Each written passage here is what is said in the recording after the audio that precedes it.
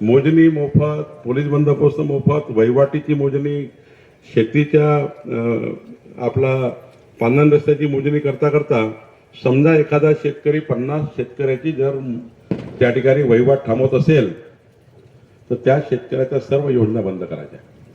म्हणजे त्याच्या खतं द्यायचे नाही, बियाणं द्यायचं नाही, काहीच द्यायचं नाही. किती मोठा शेतकरी राहू द्या, कारण 50 लोकांचं जीवन खराब करतोय आपल्यासाठी, वहिवाट होऊन ठेवली आहे. आणि त्यामुळे आपण कायदा केला आता.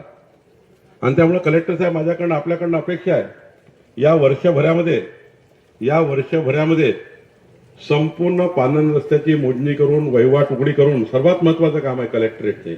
या वर्षात मला हे टार्गेट आहे. किती सर्वेअर द्या, किती रोड नेमा, 200 सर्वेअर द्या, काही म्हणणं नाही माझं, पण मोजणी झाली पाहिजे. मोजणीशिवाय पर्याय नाही.